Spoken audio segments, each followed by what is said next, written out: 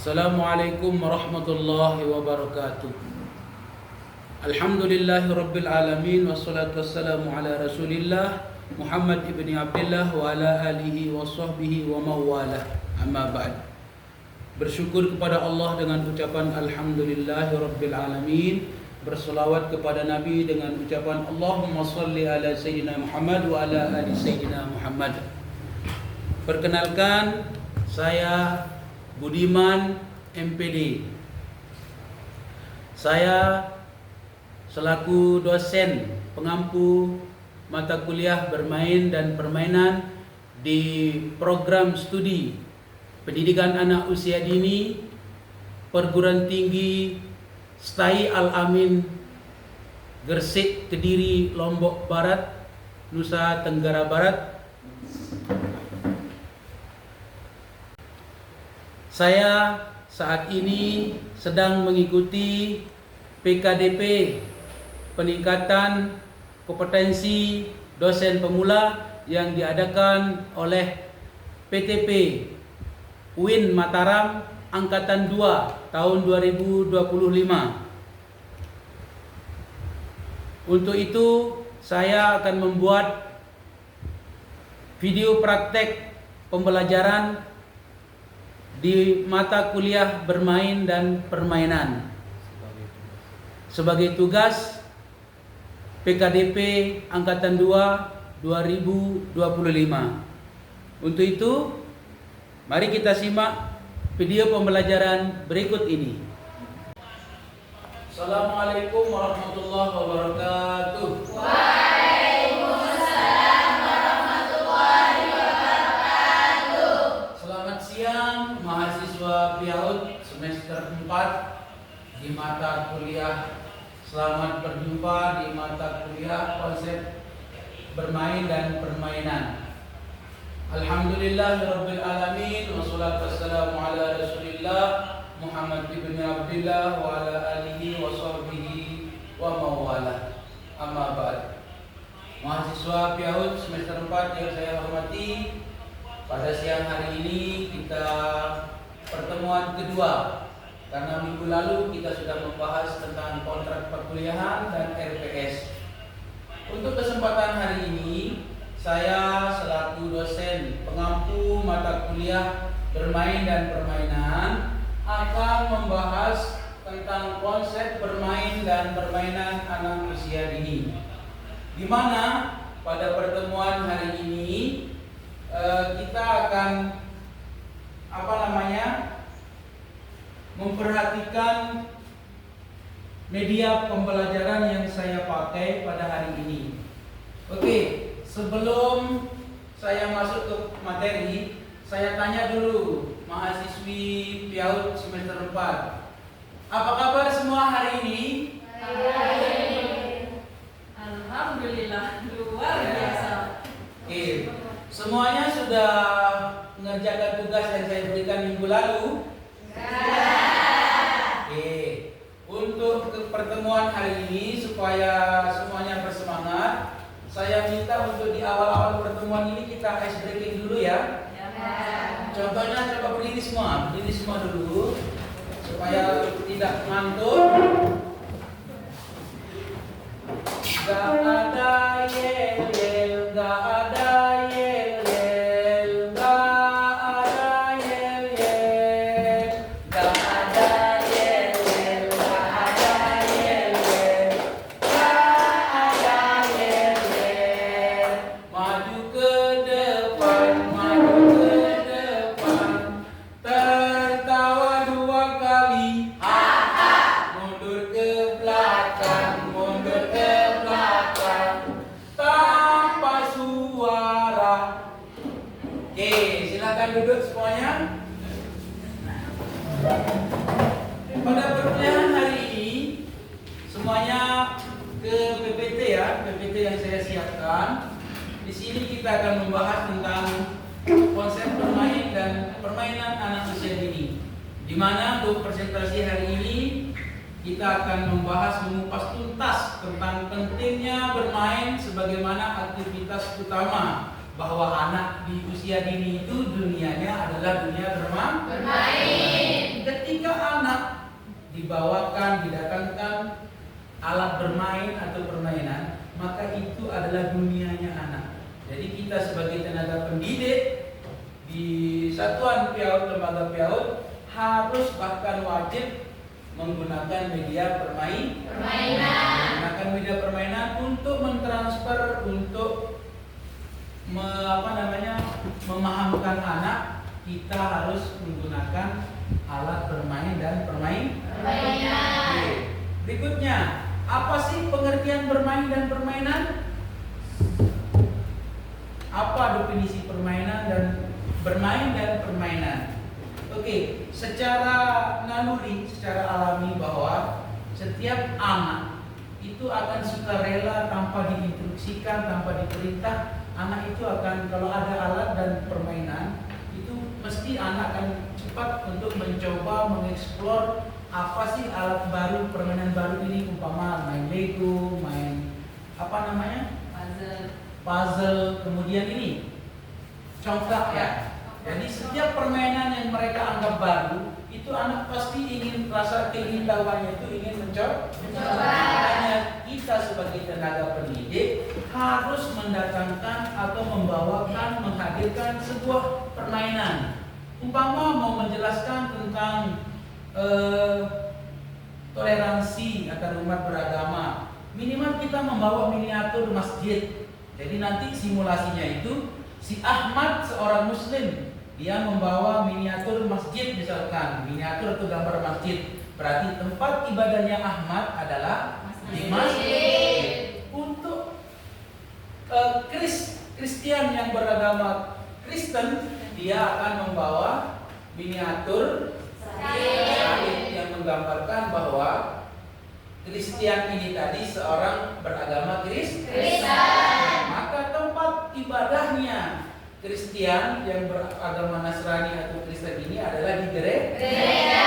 Kemudian ada namanya wayan, komang, kadek. Itu nanti dia akan membawa miniatur atau poster yang bergambar tempat ibadahnya. Kalau tempat beribadahnya orang Hindu, namanya tempat beragama orang Hindu namanya mana yang jawab?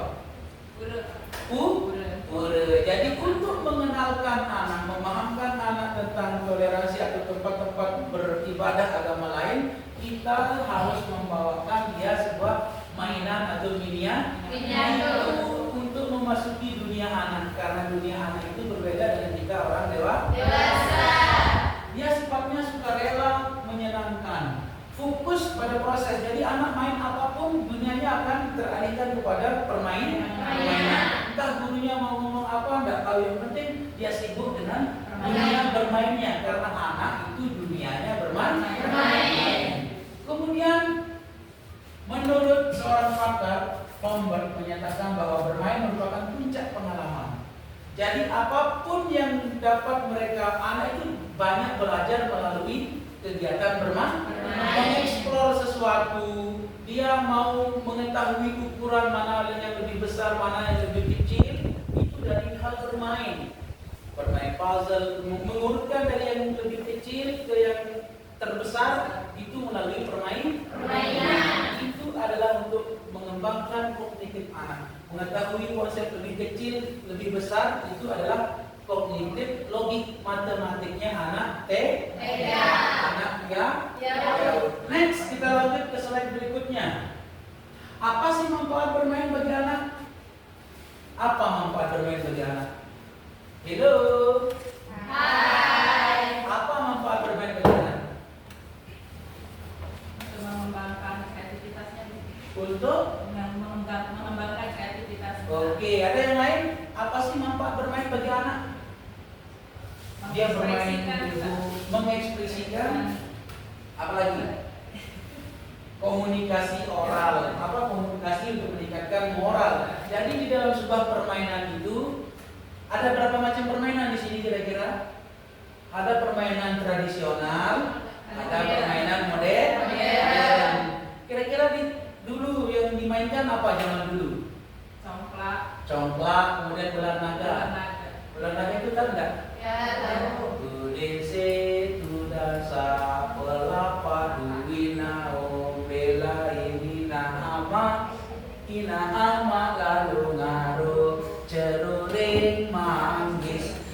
oleh kerang nangis. Itu ada jadi gapura, ada yang jadi gerbong. Kalau kereta dari bait-bait nyanyian permainan itu tersimpan nilai-nilai norma yang ingin diajarkan kepada anak.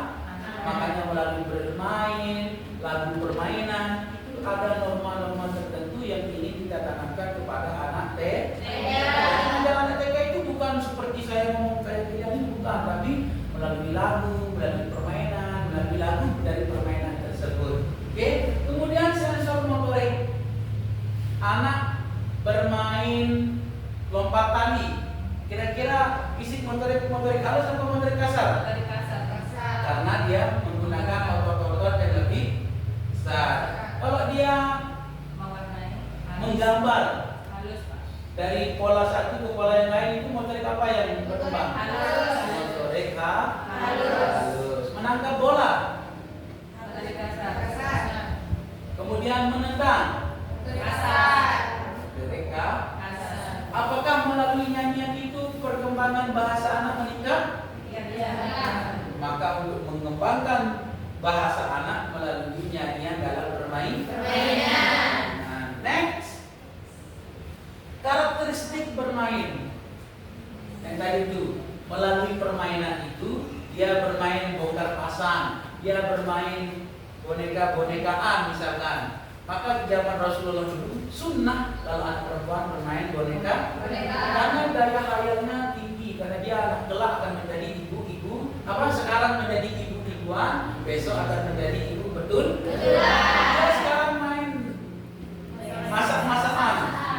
Sekarang dia senang bermain masak-masak. Nanti dia beneran menjadi ibu yang pandai memasak. Ya, imajinasinya itu, daya khayalnya menjadi tinggi.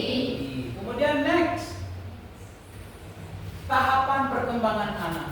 Apakah semua anak dikasih satu permainan secara acak atau yang penting bermain?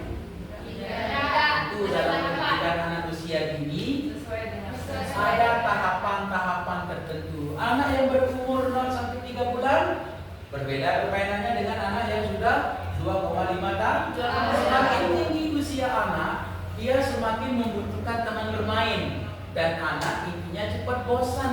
Mesti nanti kalau dia mau masuk usia SD, mesti dia akan mencari teman untuk bermain. Berbeda dengan anak yang masih bayi 3 tahun, batita, bayi 3, balita, bayi 5. Kalau udah SD dia akan mencari teman, udah main layang-layangan, udah main yang lain yang membutuhkan teman bermain. Oke. Untuk berikutnya adalah tugas kami di sini adalah bagaimana menyelipkan konsep moderasi beragama.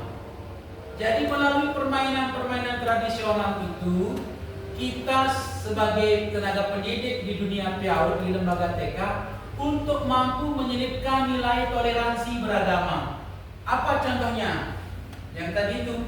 Jadi tidak memandang bahwa dia orang Kristiani, Ahmad bukan orang Islam, Wayan Komang bukan orang. Jadi tidak disekat oleh kepercayaan. Tapi mari kita hidup. Kalau kita tidak hidup sedarah, kita masih hidup sekampung. Kalau kita tidak sekampung, sedusun. Kalau kita tidak sedusun, sedesa. Kalau kita tidak sedesa, sekecamatan. Mesti di satu kecamatan itu ada yang berbeda agama. Kalau tidak satu kecamatan, sekabupaten. Kalau tidak sekabupaten, seprovinsi. Masih kita berseprovinsi.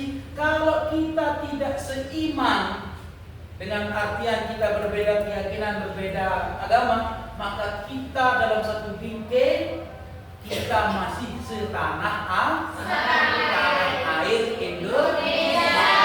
Toleransi, saling menghargai perbedaan pendapat.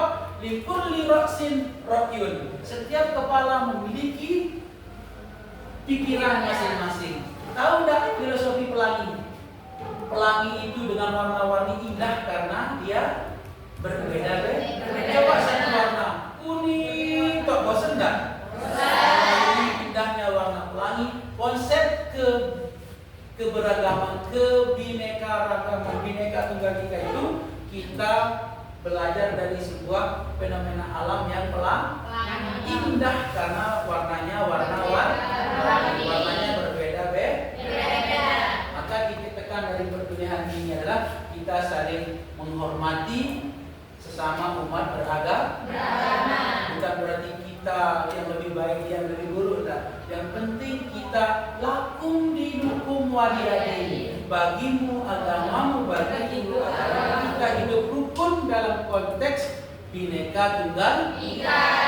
Dari konteks komitmen kebangsaan bahwa kita satu bahasa Indonesia, satu tanah air Indonesia. Mungkin itu yang bisa saya sampaikan, kurang dan lebihnya mohon maaf. Wallahul muwaffiq wal mu'in ila sa'adatit tharain. Wassalamualaikum warahmatullahi wabarakatuh.